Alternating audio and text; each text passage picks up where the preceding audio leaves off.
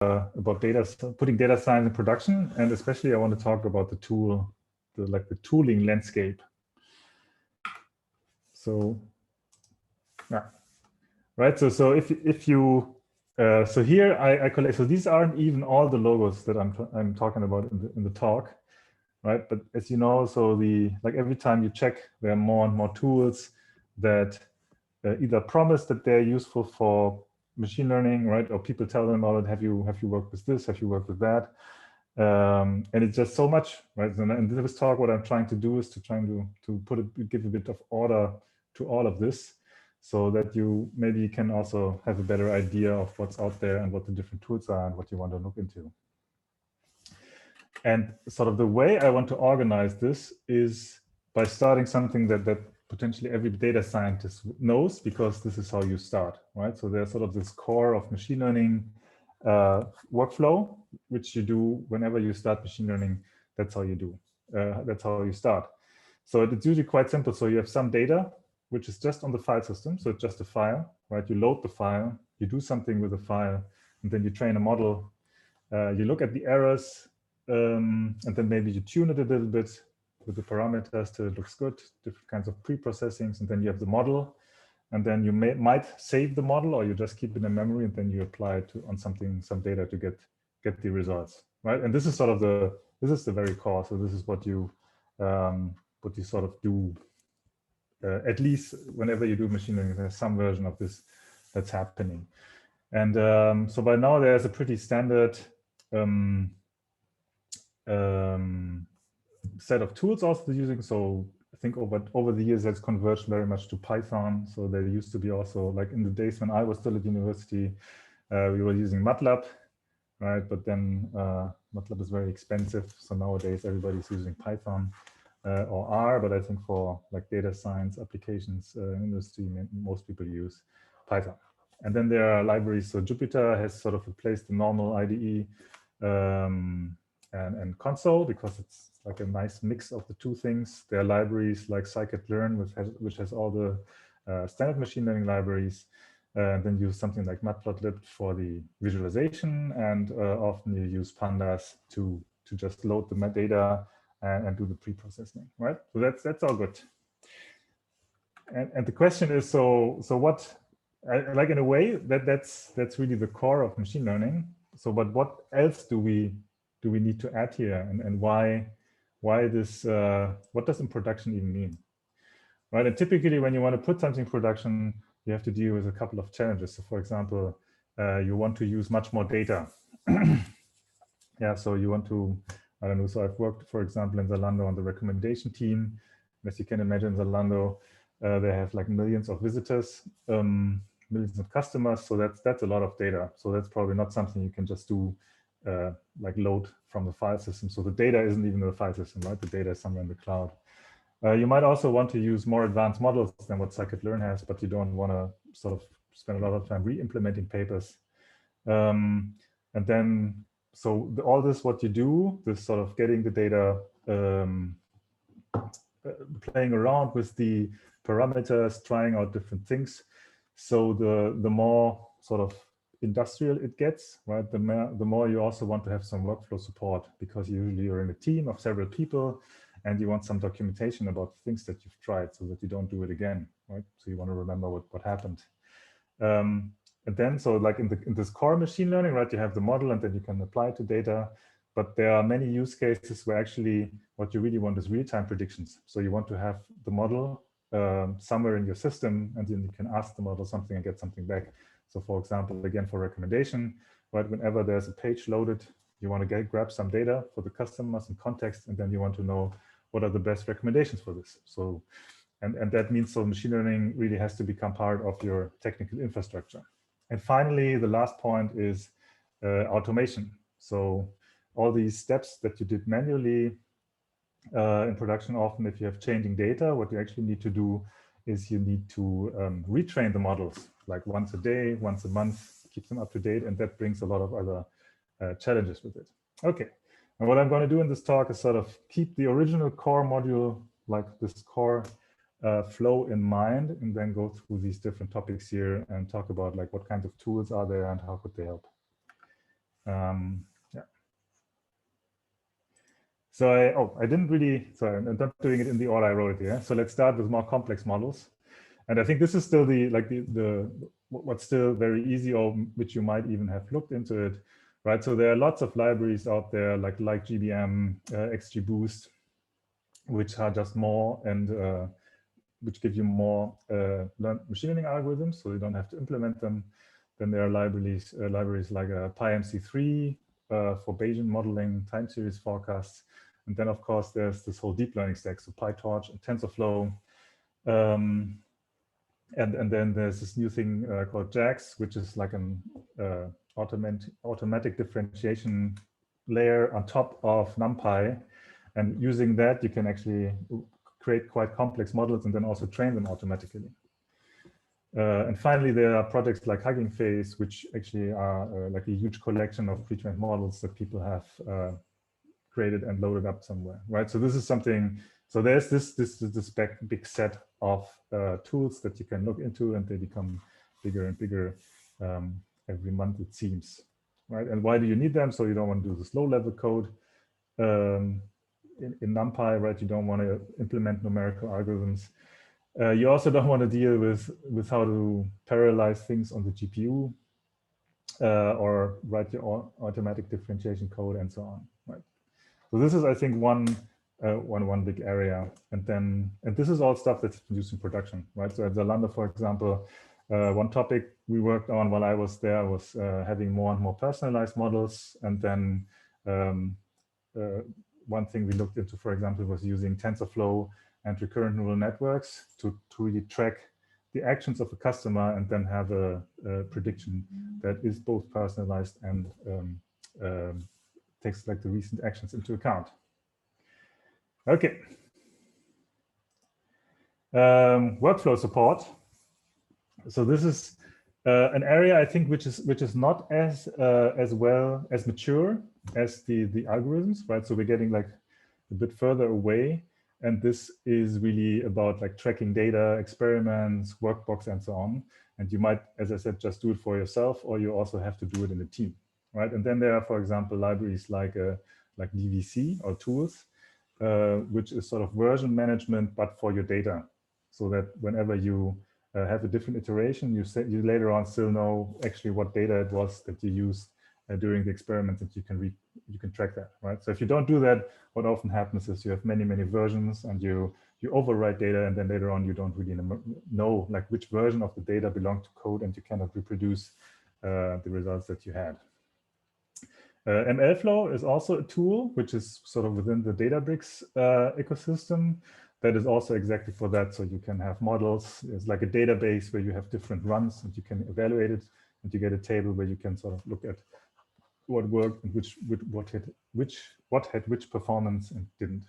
And then the icon in the middle, that's the sort of the group icon for SageMaker, right? So SageMaker from AWS, when they started with it like 2 years ago, it was essentially like a notebook server, and then some libraries which made it easy to train, to spin up training instances or deploy models. But since then, it has become much larger. So now they're covering all kinds of things, and then there's also some version of this in here. So this is something you should definitely look into if you want to get better at documenting and tracking what you did. And you can, of course, always have, or usually you will have some version of that built yourself, but then there are also tools you can look into here. Okay, so if you have any questions, of course, you can write them, and then Alexei read them to me. So now we come to the another area, and that is sort of the scaling out, which was the first on my list. So usually when you go into production, right, so even if you have a very beefy machine, there's just a limit of the data you can hold. And also in production, what often happens is that the data is somewhere else, right? It's in some database, like tracking data is collected somewhere on the cloud. And sort of what was just your file system in the original case suddenly can become something very complicated. So this bucket here, that's the official Amazon AWS icon for the S3, right? Which is, I think, so there are things like that also for Azure and Google Cloud, but they have some version which is almost like a file system. So you can essentially just have lots and lots of data somewhere, but it's very flat. There's no support for any complex access or querying, right? But it's good enough. So you have a library in Python that allows you to access and load this data as if it's, or stream that data in the best case, of course, too, and as if it's just a local file system. And then, especially for this pre-processing part, there are many tools which essentially feel a bit like SQL, right? So it's not really a SQL database, but they come with a query language that looks almost exactly like SQL. And it has turned out that's a very good abstraction level for doing a lot of the pre-processing that you actually need, right? So Spark, for example, Apache Spark originally came more from this MapReduce kind of parallelization method, so inspired by Hadoop. But then over the years, they realized, so writing like map and reduce jobs is quite complicated, but you can actually have like a SQL engine on top of that uses this engine and parallelizes in a nice way. And I think nowadays, when you use Spark, usually you just treat it as a SQL engine to do, right? And then you can do all kinds of, so you can transform data, you can compute statistics on your data. They also usually have some version of doing aggregate statistics over time windows and so on. And so usually you'll be finding that you use that quite a lot if you deal with like really huge amounts of data. So that's also sort of the pre-processing part. When it comes later on, for example, hyperparameter tuning, that's an area which can also be very easily parallelized because you just have like independent training sessions per parameter set. And then there are newer libraries like Ray or Dask, which allow you to scale that up easily, right?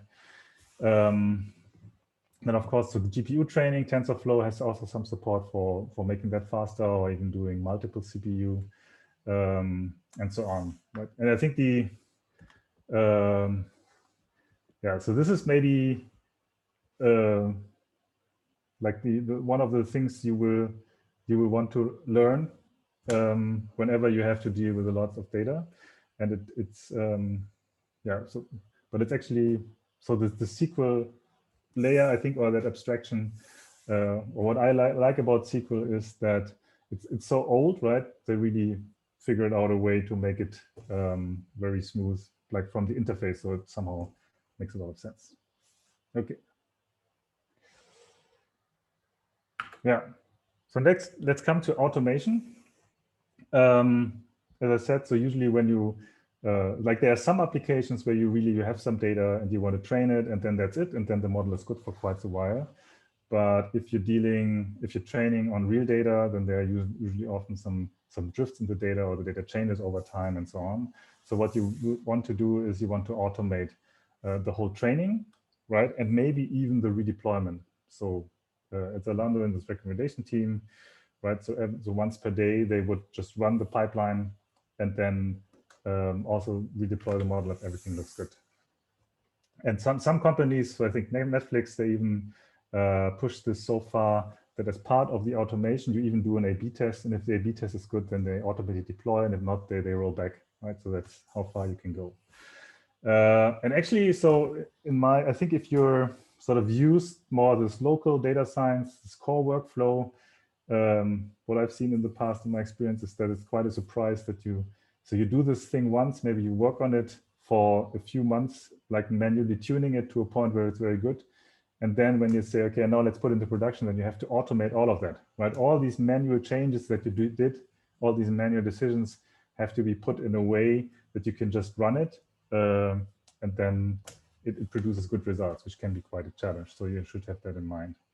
Right, and besides that, so there are many tools out there that allow you to schedule these whatever it is that you have. So the most prominent of that is Airflow, which has been developed at Airbnb originally. So it's using Python code essentially to define pipelines, and then you can run them. And what most of these tools, or all of these tools support, is not just like running one task, but actually running like a pipeline. So actually like a DAG, a graph of tasks which all depend on one another. And then they figure out, okay, what is the best way to run it also in a parallel fashion, right? Which can be very useful. So these can really get quite large. So I've seen teams which sort of, they have like one pipeline for basic features and then another job that picks up on those and then it branches out. So you can have something that takes, I don't know, 10 steps, and then you do that for all kinds of, so it can get quite complicated, right? And eventually, so this is something you will have to look into. There are more challenges, which I think are not yet covered very well by tools, as I said. So like model drift or detecting data quality issues, right? So the one thing is, as I said, you run the code, but the other, so a lot can go wrong. So maybe you know, some data source has a bug and the data doesn't look like it used to have, and then you're trying to automate it, and then you but the code still runs through, right? So how you have to do a lot of checks in there. And there are some ideas how you could automate that stuff as well. For example, using some statistics with your data to figure out whether the data changed significantly, and then getting some other automatic error messages, or maybe stopping the pipeline. But there isn't too much yet. So that's still an area where you have to invest some brain power of yourself. Okay. So now, like it's finally come to this real-time application, right? So like in the core flow, as I said, maybe you have the model, you do something with it, you apply it on some data, and then you have the results. But sometimes you really want to be able to get like one prediction at a time. And that usually means nowadays that you package the model, you put it behind a REST API, right? So, and then you can do HTTP requests to compute the model. And so we take a few slides to talk. This is a very complex topic, I think, or so let's talk about a few of these aspects. So usually what you do is you take a web framework like Flask for Python, which makes it quite easy to add an HTTP layer around your functions. Right, but then so the question is, how do you deploy it? And by now, the standard has become that you Dockerize your application. So Docker is like a whole Linux configuration, but which is will not run in its OVM. And then you run the Docker. You deploy it on Kubernetes or directly on an instance in the cloud.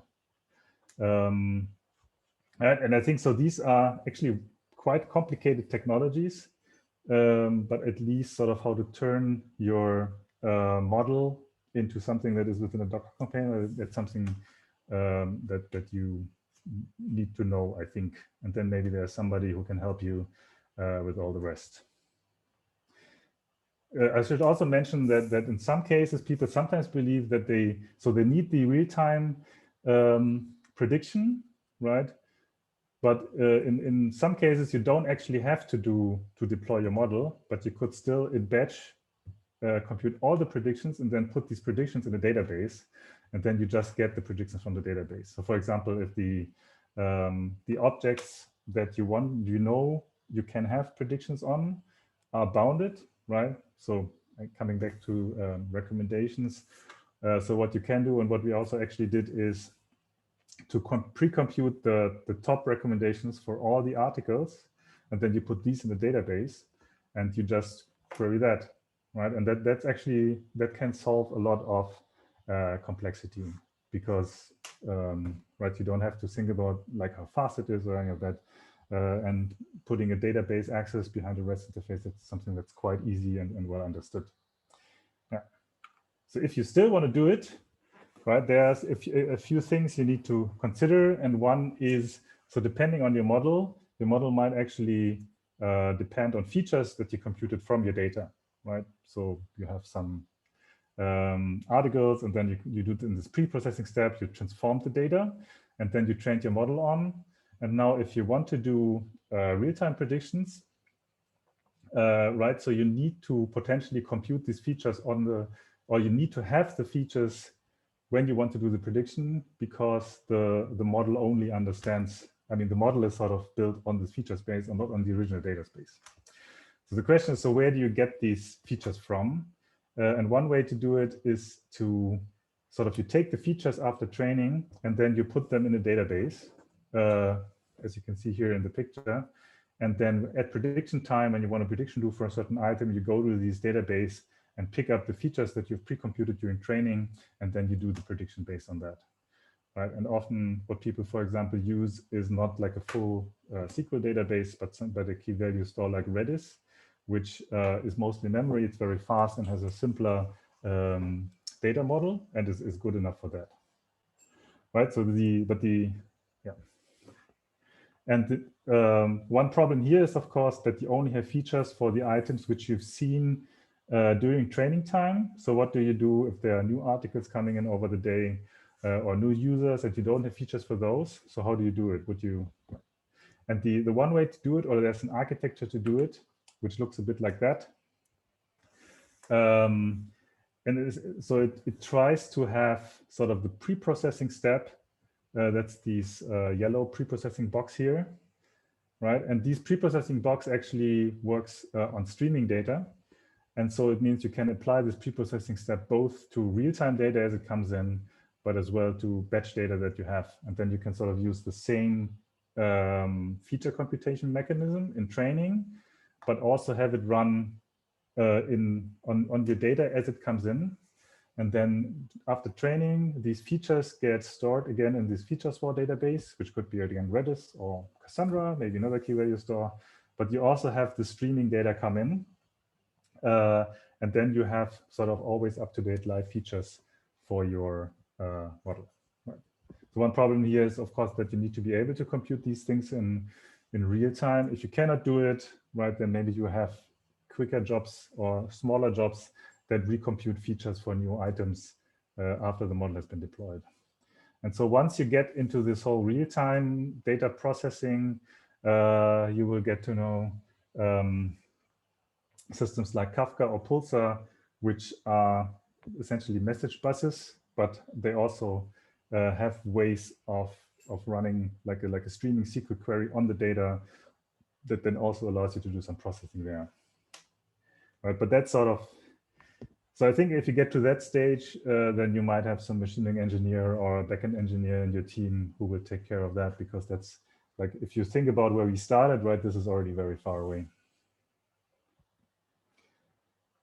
Okay, so and lastly, so once you go into this whole production area, then you also start getting, so the problem is, so once your system is in production, right, you will start to get in contact with engineering requirements, right? So the things have to be like stable, you have to monitor them, they have to be fast enough, you have to think about auto-scaling and so on, and then you get in contact with even more tools, right? So for example, if you used to work on Jupyter notebooks most of the time, once you go to production, you will want to have stuff in GitHub or Git or some other version control system, because in production, you really want to know, like, if something is in production, you need to fix it. So we need to figure out what software exactly is in production and so on.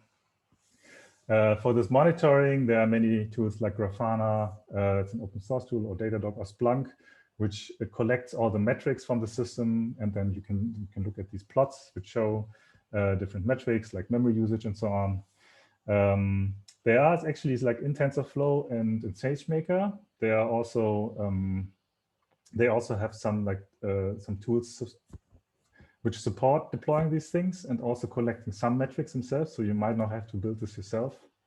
There's one startup on Spectre, which takes your deep learning model and then optimizes it for prediction time on whatever hardware you have.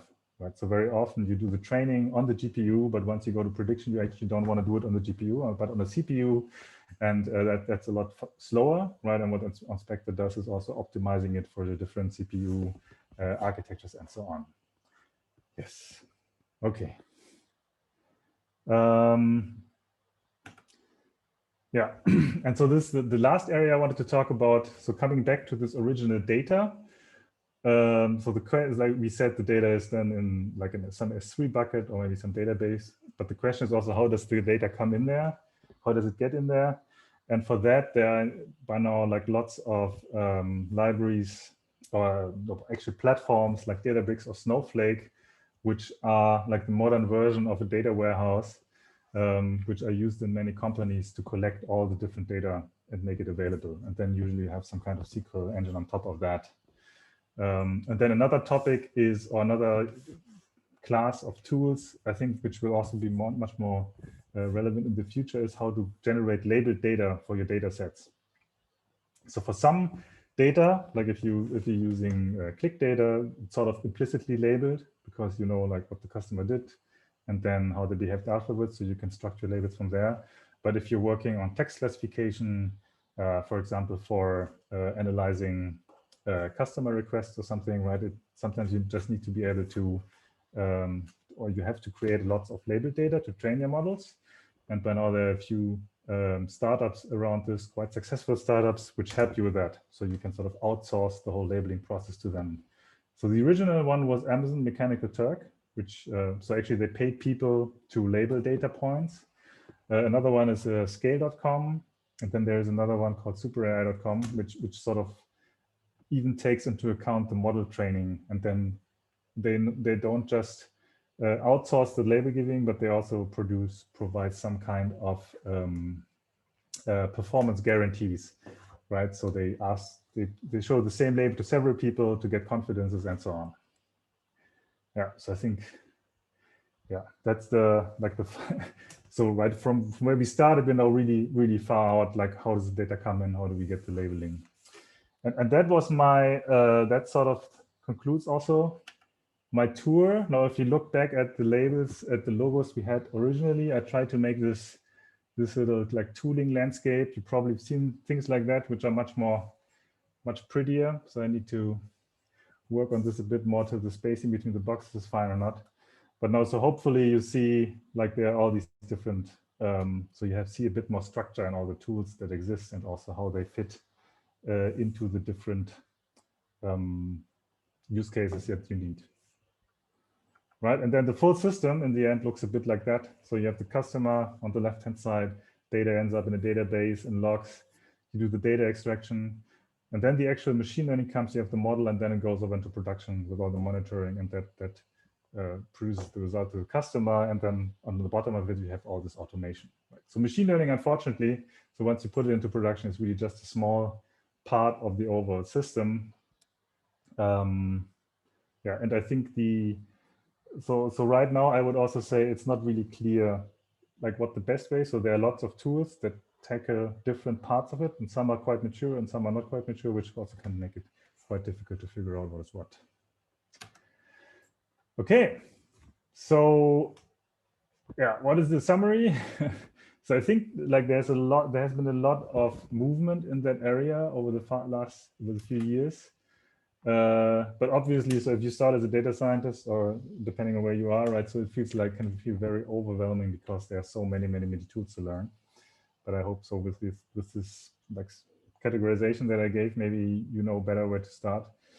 It's very hard to keep track, I think. So just to pick one example, this ML flow.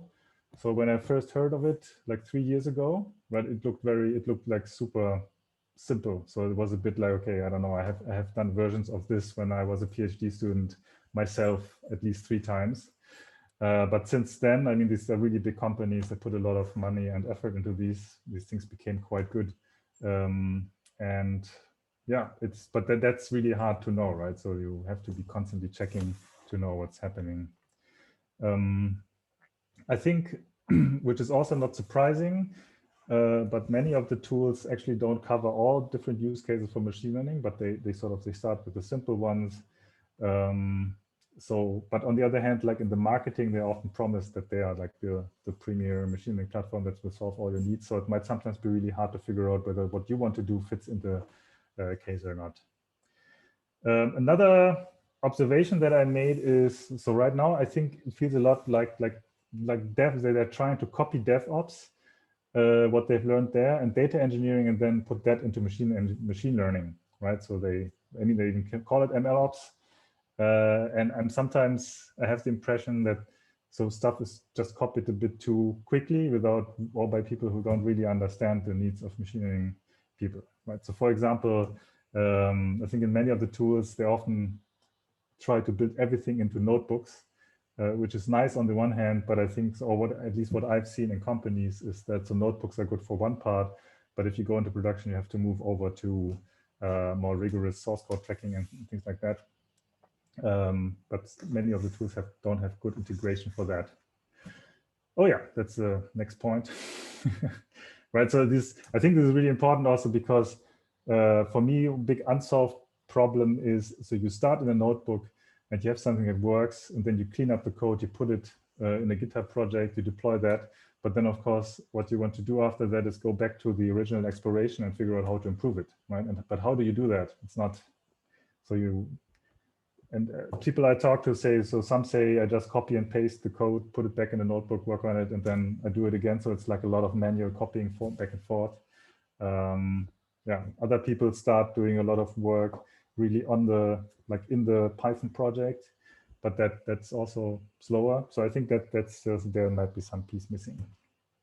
Okay, and finally, so I've started to collect some of my writing into something which is, let's see whether it really will be a book or not, but there's a work in progress on book.mlpractice.com.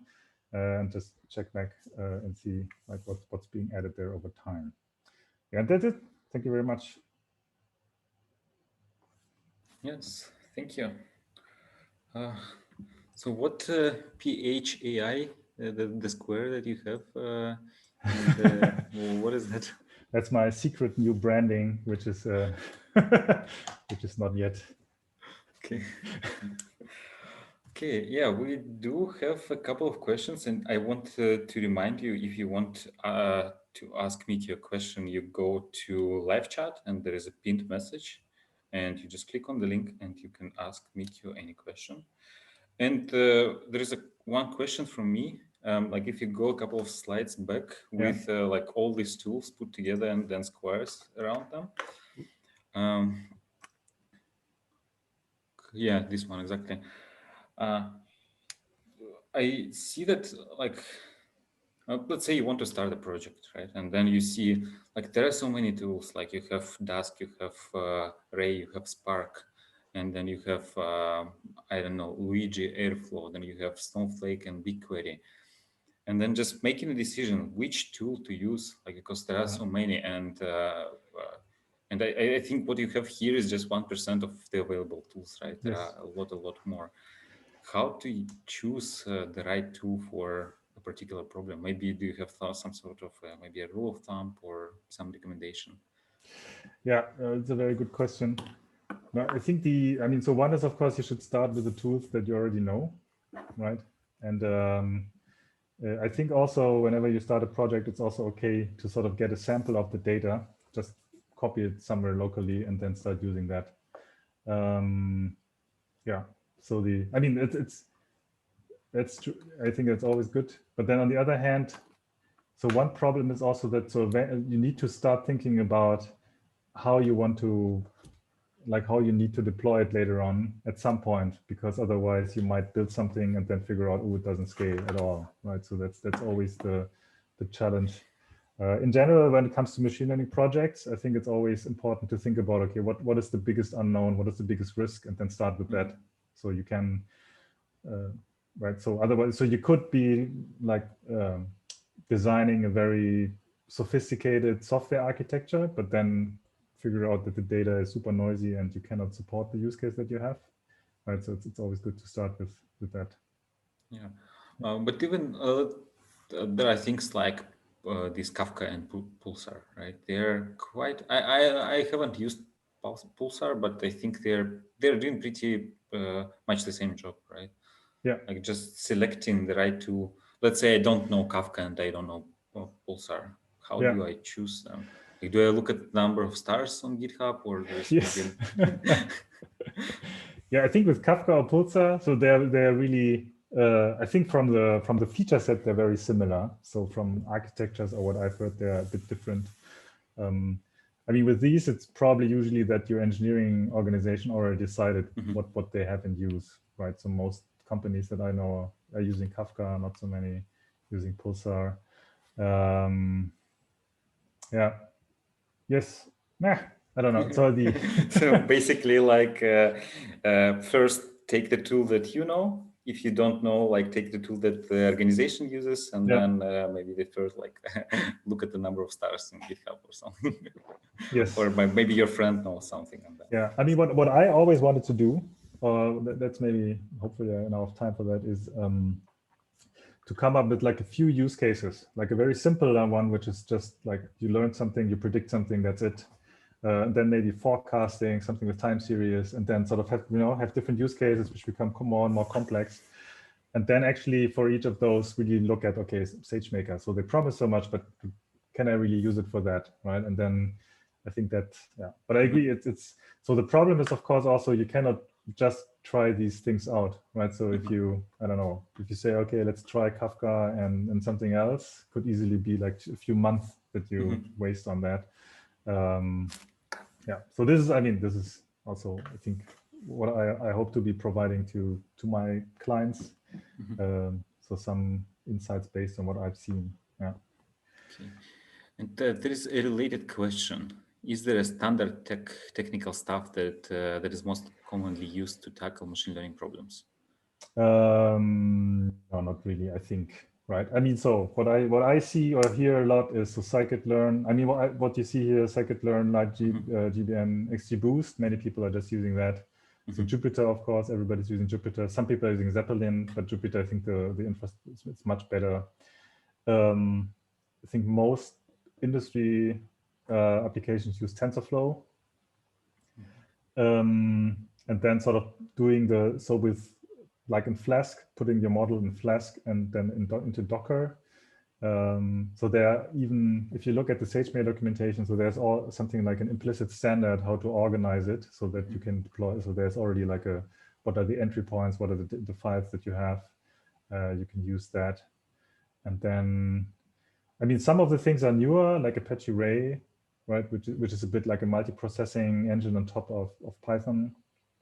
I think they started like a few years, maybe 1 or 2. So it's not that new yet. So I think if you only would use it if it has you have a very special use case where you need it. Yeah.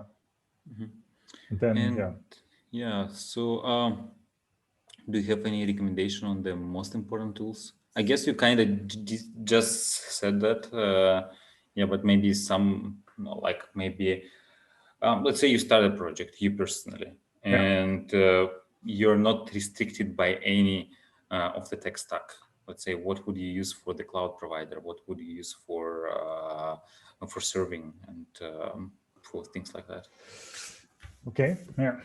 I mostly work with AWS, so I think I would, and SageMaker, as I said, has grown really a lot. So I would probably start looking into that. But also I know that I think for Google Cloud and Azure, they have similar things, which are, I think it's more important sort of to really have an idea like what you need and then start looking into whether it makes sense or not. It's really hard to tell from the, I mean, so in general, I always think it's good if you start with some more classical method, so random forests or logistic regression. I mean, unless you really have a use case like computer vision where you need a more complex model. And then, as I said, so having like a small data set, see that works well. I think the real question is also really, so how, like what are the requirements for serving?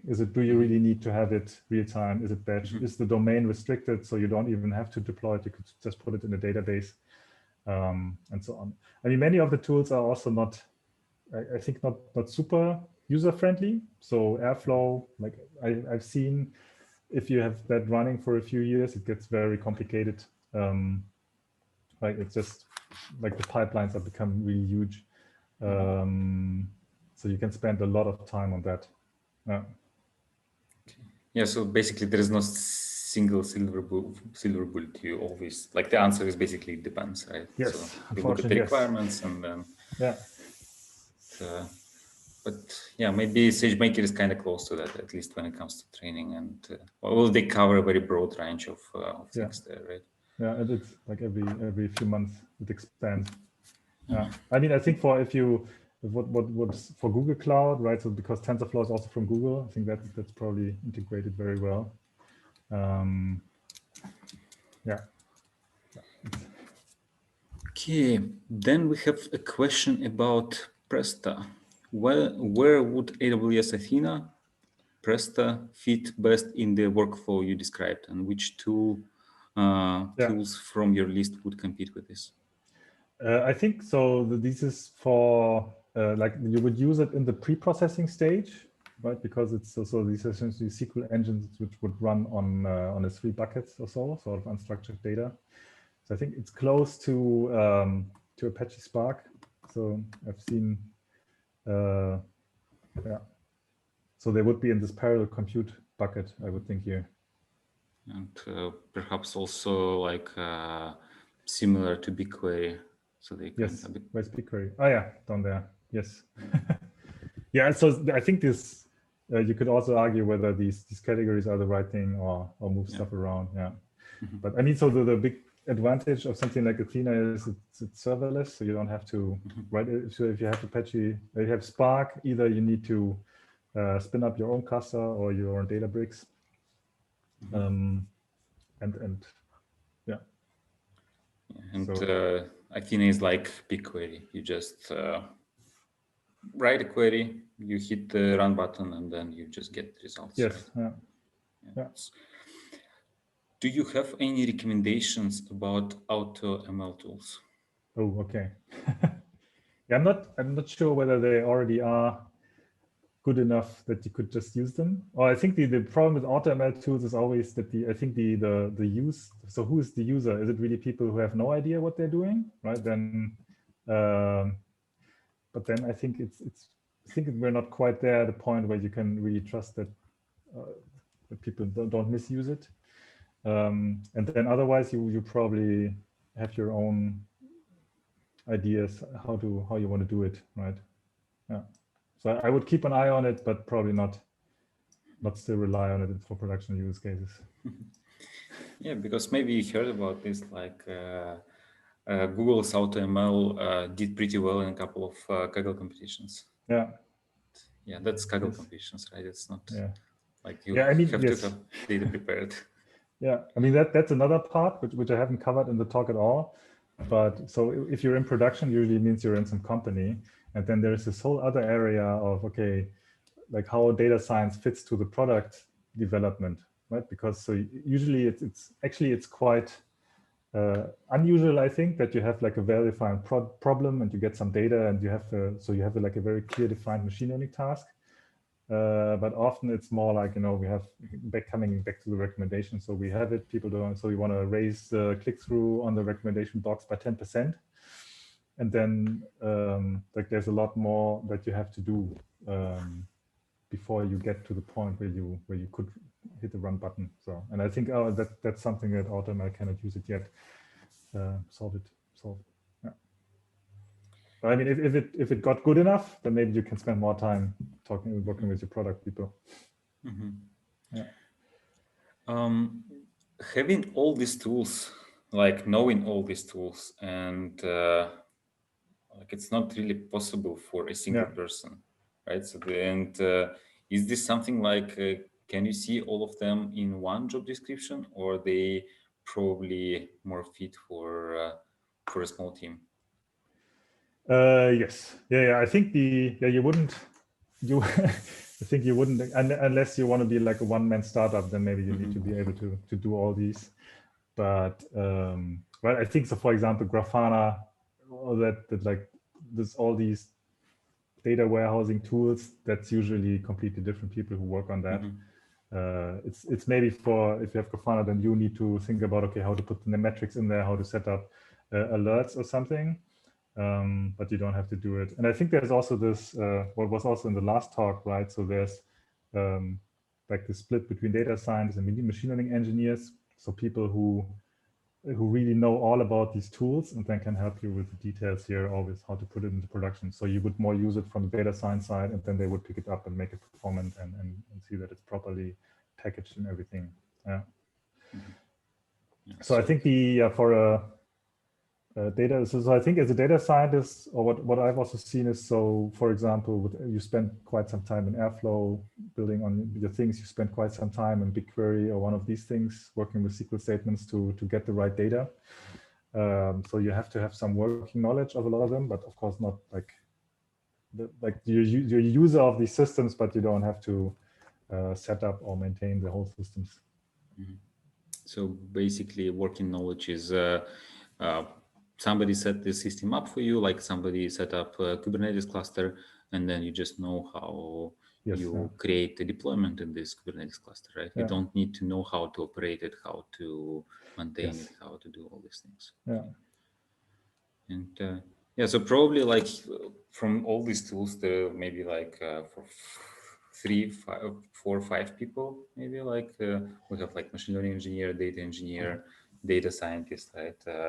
Perhaps also like some sort of platform engineer or DevOps engineer. Yeah. Yes. Yes. Like a big chunk of like they're overlapping a bit, but not completely. So it's unreasonable to expect knowledge of all these things in one person. Yes. Yes, I also don't know all these tools, right? So, but I think it's also important that you have maybe something like this in your mind, right? That you can quickly know, like, okay, this is more like that, this is more like this.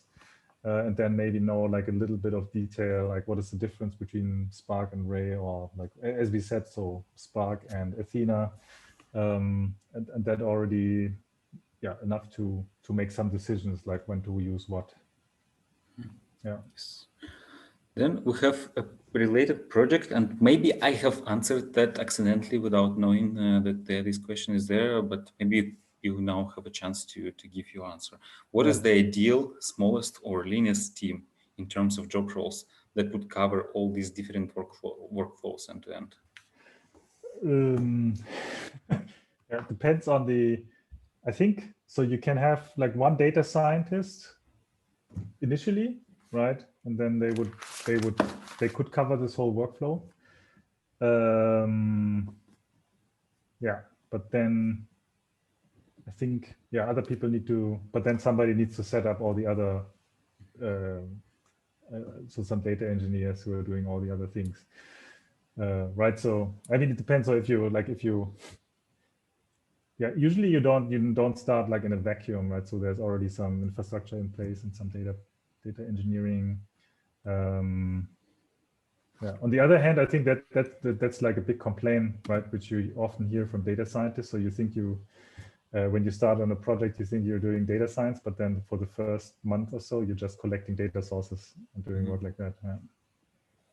And which means that the company shouldn't have hired a data scientist in the first place. At the first, like they should have hired maybe a data engineer, like you said. Like usually it's not something in vacuum, so there has to be something. Then having a data engineer helps.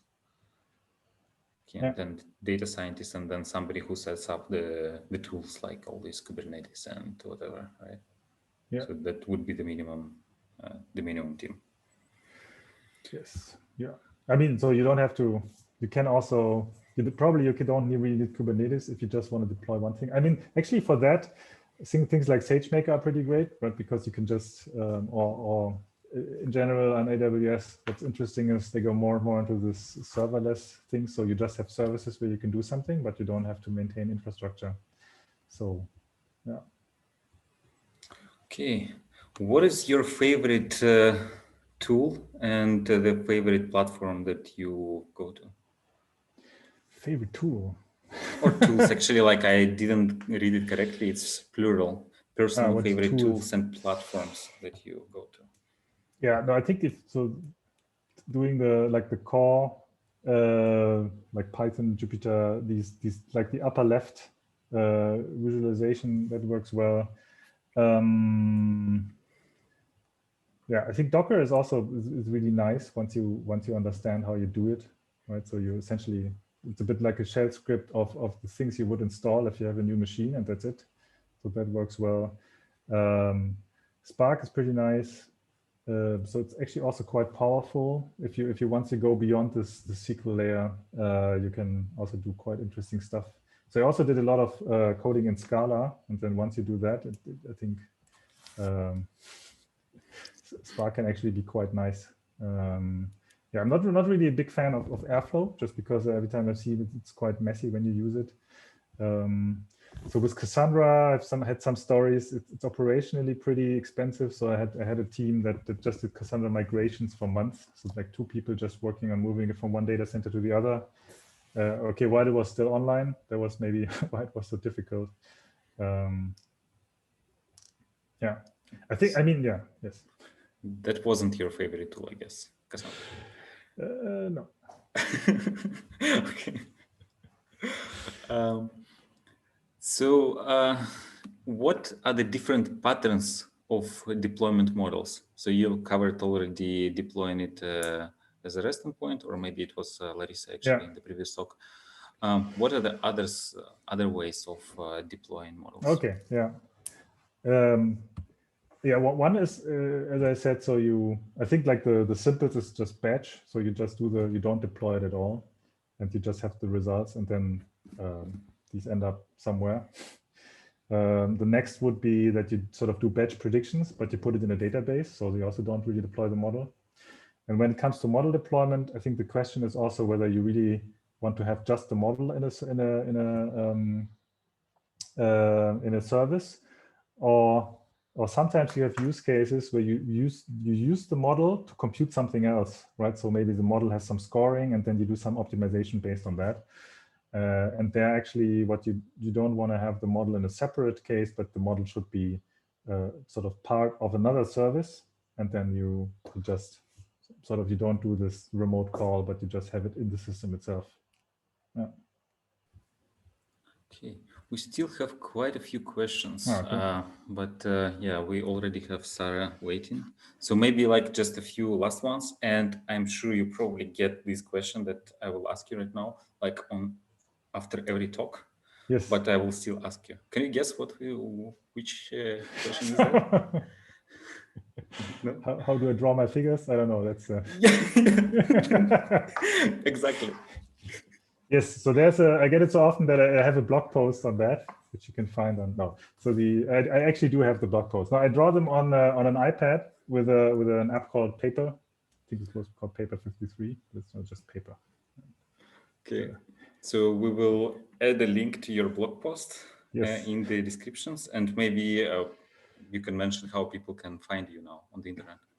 Yes.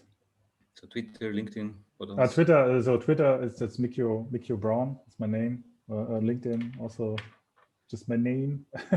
I have a blog which is called margin.blog. So marginally interesting.blog. It's maybe a bit hard to find. But How did you can come start up with with this name? Sorry? How did you come up with this name? Marginally interesting. No, I had my blog was called Marginally Interesting, like for a long time.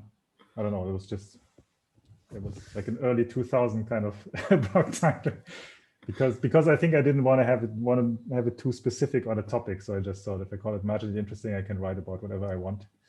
Yeah, but I like the name. So yeah, I will make sure to include all these links in the description. And thank you very much for joining us today, sharing all this knowledge with us. Yeah, thank you. Yes, Thank you a lot. Thanks for having me. Okay. Yeah, goodbye. All right. Oh, where do